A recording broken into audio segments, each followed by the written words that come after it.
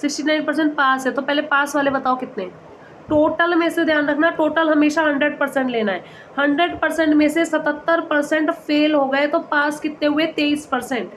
100% में से 77% फेल हो गए तो पास कितने हुए, 23% पास हुए। 23% पास हुए, 23% पास हुए।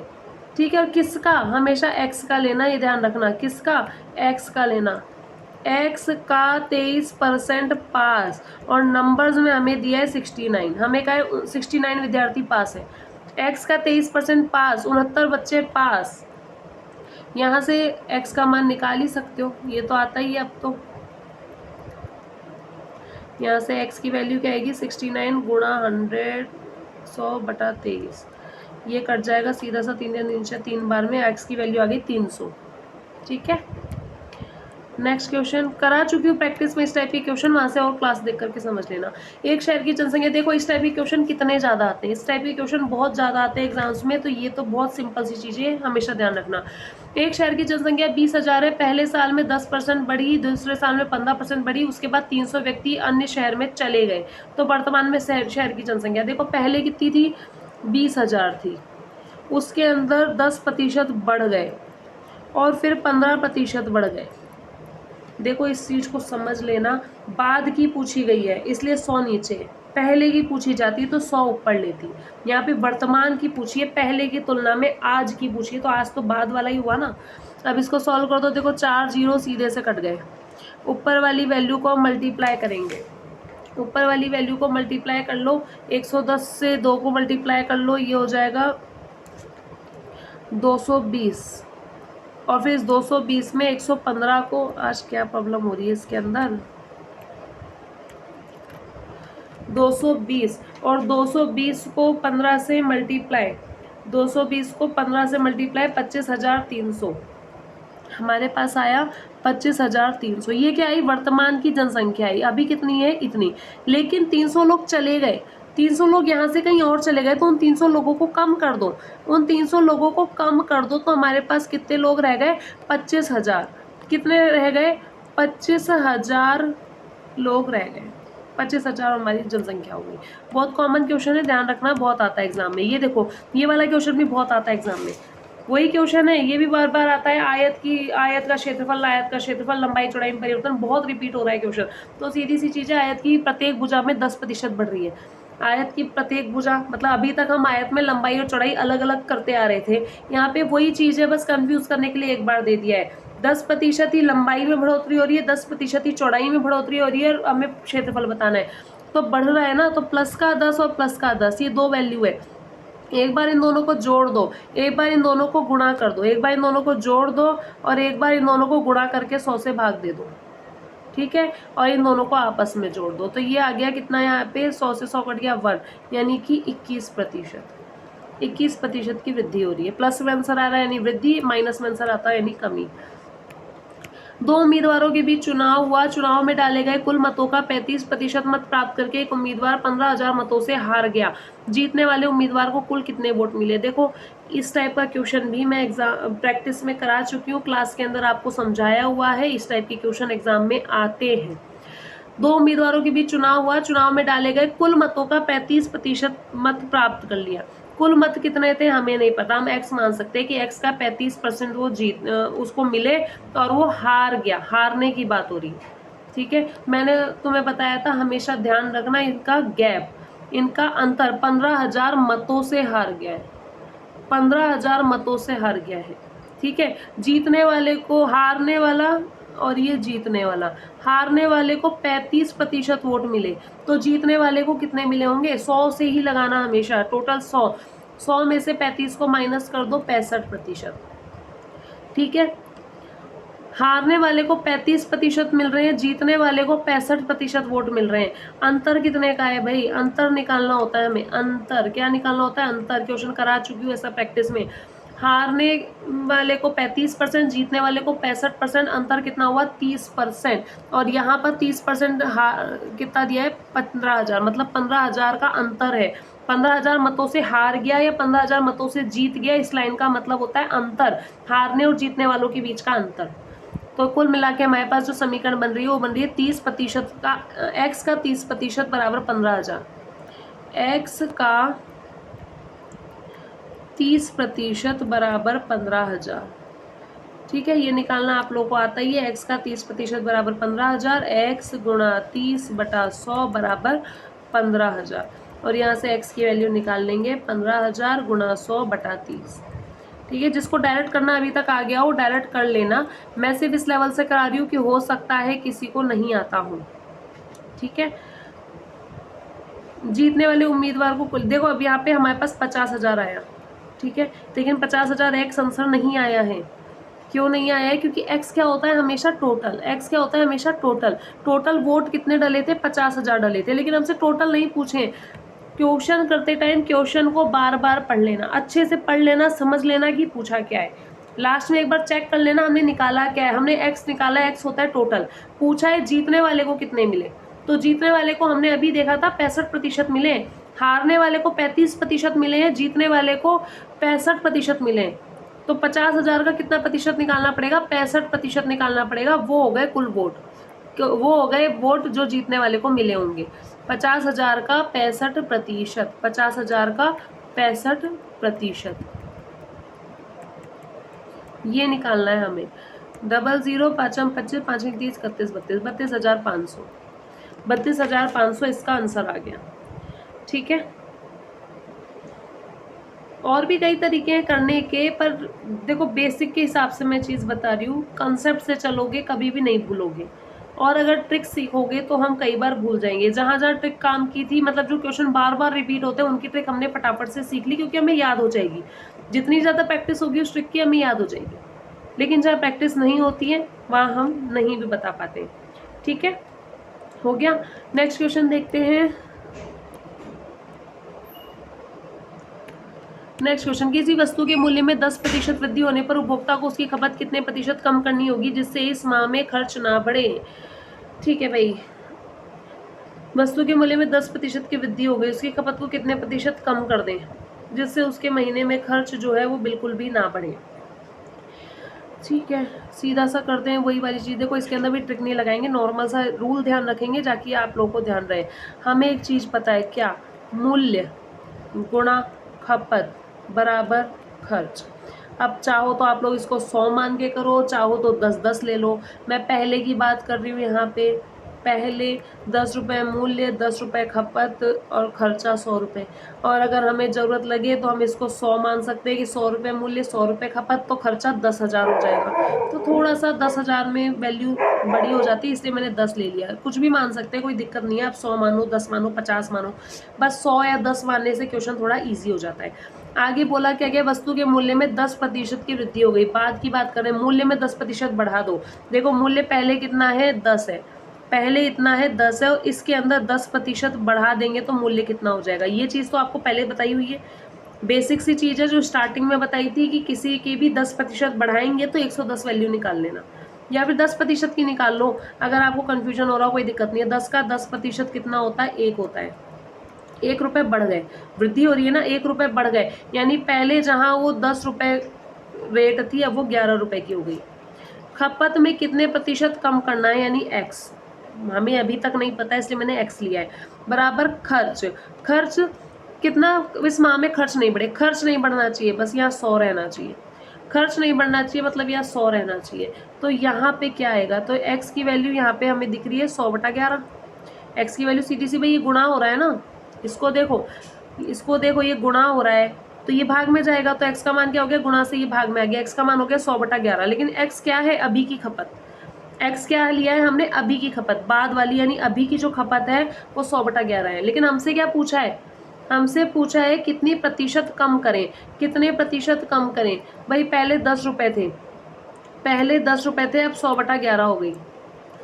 पहले हमारे पास में 10 रुपये थे, अब 100/11 हो गई। हमें कितने प्रतिशत? कमी प्रतिशत निकालना है। कमी प्रतिशत यानी कमी बटा मूल्य, मूल गुणा 100। तो कमी कितने की हुई भाई? 100/11, 10 माइनस 100/11, ये तो हो रही है कमी। ये हो जाएगा 110 माइनस 100, लघुत्तम लेकर के कर लेना, ये हो जाएगा 10/11। कमी हो रही है 10/11 की। मूल कितना था हमारे पास में 10 था और गुणा में 100। इसको देख लो 10 और ये 11 नीचे हो जाएगा और ये 100 ऊपर हो जाएगा। इसको सॉल्व करेंगे 100/11। 100/11 ऑप्शन देखो 100/11। हाँ तो ये आ गया ना फोर्थ वाला, 11 99 और 100, 100/11%। ठीक है, ये बेसिक रूल से बताया है, तो बेसिक तुम कभी भी नहीं भूलोगे इस चीज को, इसलिए। नेक्स्ट करते हैं इसका क्वेश्चन। एक चुनाव में 2 उम्मीदवारों को कुल 9000 मत पड़े, इनमें 15% मतों को अवैध घोषित कर दिया। इसमें एक उम्मीदवार को वैध मतों का 52% मत मिला, तो दूसरे उम्मीदवार को कितने वैध मत मिले? कुल 9000 मत पड़े थे। कुल कितने थे? 9000 मत पड़े थे। इसमें से 15% अवैध हो गए, तो वैध कितने हुए? 85%। अवैध हो गए, 15% को अवैध घोषित कर दिया, तो वैध कितने हो गए? क्योंकि आगे जो हमें चीज निकालनी है वैध की निकालनी है, तो मैं अवैध नहीं निकाल रही हूँ, मैं वैध निकाल रही हूँ डायरेक्ट। अवैध हो गए 15%, तो वैध कितने हुए? 85%। 100 से ही निकालेंगे 85%। ठीक है, इतने तो हो गए वैध। अब एक उम्मीदवार को वैध मतों का 52% मिला, एक उम्मीदवार को वैध मतों का 52% मिला, तो दूसरे उम्मीदवार को कितने मिले? भाई 52% मिला तो दूसरे को तो 48 मिले ना। टोटल हमेशा 100 से लेते हैं, टोटल हमेशा 100% से ही लेते हैं। एक को 52% मिले तो दूसरे को कितने मिले? 48%। किसका? कुल वैध मतों का, वैध मतों का 48% मिला, वैध मतों का 48%। तो ये क्या है? ये वैध मत ही तो है, ये कुल थे, इसमें से 85% वैध है, तो कुल का 85% वैध हो गया। ये क्या है? पूरा ये वैध है। और हमें मिला है वैध का 48%। दूसरे उम्मीदवार का पूछा, इसलिए इसका नहीं पूछा, दूसरे वाले का पूछा, जो क्वेश्चन में पूछा हम वो कर रहे हैं। तो सीधी सी बात है, ठीक है, ये वैध का 48%, इसको भी प्रतिशत हटा के बटा 100, इसको सॉल्व कर लो, आंसर आ जाएगा हमारे पास में। ठीक है, इसको सॉल्व कर लेंगे, हमारे पास में इसका आंसर आ जाएगा। निकाल लो, 3 0 तो सीधे से कट हो गए, और 5 दूनी 10, 5 एकम 5, 5 सत्ते 35, 2 और 2 दूनी 4, 2 चौक 8, और इसको कर लो 97 153 गुणा 24, इसको गुणा कर लो, 153 को 24 से गुणा कर लो, 4 3 12 5 20 21, 4 एकम 4 और 5 और 2 3 6, 2 5 2 2 4 और 1 5। ठीक है, क्या आ गया हमारे पास में? 3672। सॉल्व कर लो, हमारे पास में आंसर आ गया 3672। नेक्स्ट क्वेश्चन देखते हैं। यदि किसी संख्या के 75% में 75 जोड़कर वही संख्या प्राप्त हो जाए तो वह संख्या क्या होगी? किसी संख्या के, कोई संख्या x, उसके 75% में 75 जोड़ दिया जाए तो हमें वही संख्या x मिल जाती है। जो क्वेश्चन बोला है उसको सीधा सा लिख लो। किसी संख्या का 75% लिया और उसके अंदर 75 को जोड़ दिया तो हमें क्या निकालना है? x निकालना है। ठीक है, तो क्या होगा यहाँ पे? x गुणा 75/100 बराबर x, मतलब प्लस 75 बराबर x, ये हो गया 75x/100, और ये प्लस का x इस साइड लिया हो, माइनस का x हो जाएगा, या एलसीएम ले लो, सीधा सा है, सीधा सा मैं करती हूँ, अपॉन 1 लगा के तीनों का एलसीएम एक साथ ले लेती हूँ। तीनों का एलसीएम लेंगे, ये हो जाएगा 75x, ये हो जाएगा 75 100, और ये हो जाएगा 100x। अब 75x को उधर ले जाएंगे तो 100x माइनस 75x बराबर 75 100, ये हो गया 25x बराबर 7500, 25x बराबर 7500। तो x की वैल्यू क्या आ जाएगी? 25 3 75 300, x की वैल्यू क्या आ गई? 300। ठीक है, नेक्स्ट क्वेश्चन देखते हैं। एक रेडियो के अंकित मूल्य में 8% कटौती करने पर उसका मूल्य ₹4600 हो जाता है, इसका अंकित मूल्य ज्ञात कीजिए। एक रेडियो के अंकित मूल्य में 8% कटौती कर दी, मुझे नहीं पता अंकित मूल्य कितना था, अपन ने x मान लिया, उसमें 8% कटौती करने के बाद 92% रह गया, और वो दिया हुआ है 4600 रुपये। क्योंकि ये जो दिया है वो 4600 रुपये कम हुआ है, ऐसा नहीं बोला है, कम होने के बाद 4600 रुपये। अगर बोला जाए 4600 रुपये कम हो गए तब तो हम 8% ही कम करेंगे, लेकिन हमें बोला है कम होने के बाद 4600 रुपये है, तो कम होने के बाद 92% ही तो है, तो x का 92% 4600 हो जाएगा और यहाँ से हम x की वैल्यू निकाल लेंगे 4600 गुणा 100/92। ठीक है, सीधा सा क्वेश्चन है, सीधी सी चीज जैसे अपन अभी तक करते आ रहे हैं। ये आएगा सॉल्व करके 5000 रुपये। नेक्स्ट क्वेश्चन देखते हैं। एक व्यक्ति अपनी मासिक आय का 12% बचत करता है। यदि उसका मासिक खर्च रुपए इतना हो तो उसकी मासिक आय कितनी होगी। एक व्यक्ति अपनी मासिक आय का 12% बचत करता है।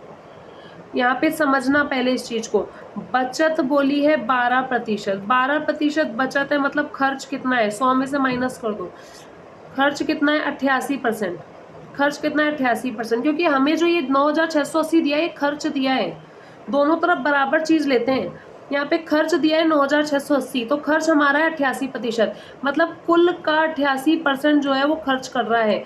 कुल का 9680 रुपये जो है वो खर्च कर रहा है। मासिक आय है और मासिक खर्चा है, ये भी देख लेना, महीने की चीज ही है वो। सिंपल सा है, सॉल्व कर लेंगे। x बराबर 9680 गुणा 100/88। नॉर्मल एग्जाम्स में कभी भी हार्ड क्वेश्चन नहीं, बहुत सिंपल क्वेश्चन आते हैं प्रतिशत के। कोई एक दो क्वेश्चन आ जाए कभी घुमा करके, तो उसको बस सिंपली समझना है, स्टेप बाय स्टेप अगर समझ आएगा तो क्वेश्चन बड़े इजीली हमारा हो जाता है। तो इसका आंसर आ रहा है 11,000 रुपये।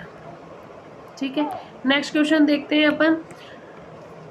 यदि ए की ऊंचाई बी की ऊंचाई से 20% कम हो, थोड़ी सी मिसप्रिंटिंग है, सही कर लेना। ए की ऊंचाई बी की ऊंचाई से 20% कम हो तो बी की ऊंचाई ए की ऊंचाई से कितने प्रतिशत कम होगी।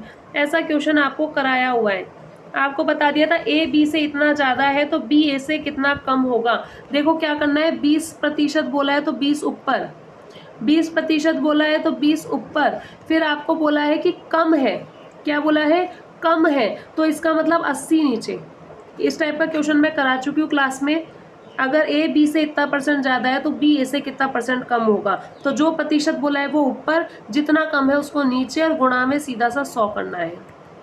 ये आ जाएगा 25% ज्यादा हो गया। ठीक है, नेक्स्ट क्वेश्चन देखते हैं। 90 का कितना प्रतिशत 240 होगा। सिंपल सा है, 90 का x% 240 होगा, यानी x बराबर हो जाएगा 240 गुणा 100/90, 240/100 गुणा 90। तो इसको सॉल्व कर लेना। ये आ रहा है 266 2/3, 266 2/3%। ठीक है, नेक्स्ट क्वेश्चन है 300 ग्राम चीनी के घोल में 40% चीनी है, इसमें कितनी ग्राम चीनी मिलाई जाए कि नए घोल में 50% चीनी हो। इस टाइप का क्वेश्चन जो है अभी बता देती हूँ, बाकी मिश्रण वाला जो अपन टॉपिक पढ़ेंगे उसके अंदर ऐसा क्वेश्चन बड़े इजीली हो जाएगा।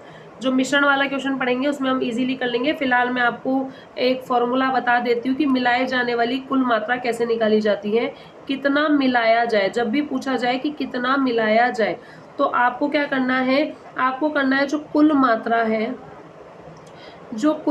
है उसको गुणा करना है नया माइनस पुराना, नया प्रतिशत माइनस पुराना प्रतिशत, यानी जितने का भी अंतर है, जो भी अंतर है उसको कुल मात्रा से गुणा करना है। और बटे में क्या लगाना है, 100 माइनस नया वाला प्रतिशत, ये फॉर्मूला लगाना है। तो यहाँ पे देखो कुल मात्रा कितनी है 300 ग्राम, नया प्रतिशत 50%, पहले वाला प्रतिशत 40%, यानी 10 का अंतर आ गया।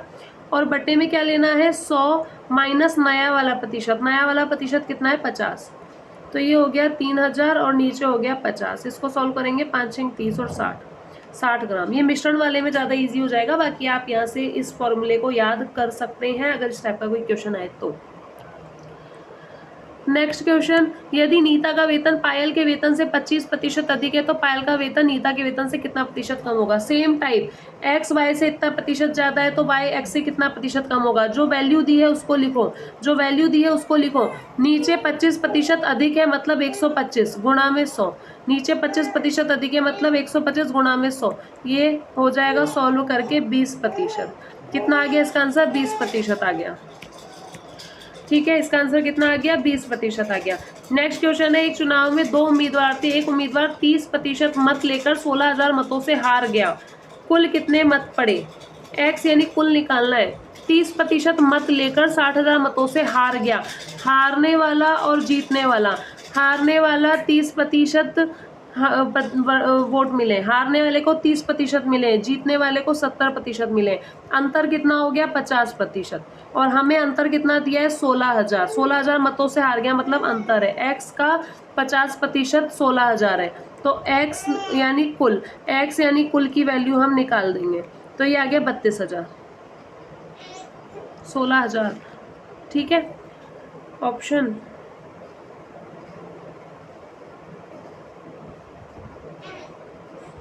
30% मतों से जीत गया। सॉरी, गैप 40% है, गलत कर दिया। गैप 40% है, हाँ ठीक है। 10 से 10, 4 चौक 16, ये आ गया अपने पास में 40,000। Next question. चलिए अब आज की क्लास में इतना ही करते हैं, बाकी क्वेश्चन नेक्स्ट क्लास में देखेंगे। वैसे नॉर्मल जितने भी टाइप के क्वेश्चन थे मैंने ले लिए हैं, क्योंकि प्रीवियस ईयर के क्वेश्चन बहुत सारे, लेकिन टाइप यही है जितने अभी तक के करे थे। तो आप लोग इनकी प्रैक्टिस कीजिए। अगर फिर भी आपको कोई क्वेश्चन ऐसा है जो समझ में नहीं आ रहा है और आपको वो समझना है, तो आप लोग मुझे उसके लिए कॉमेंट कर सकते हैं, मैं आपको क्वेश्चन समझा दूंगी।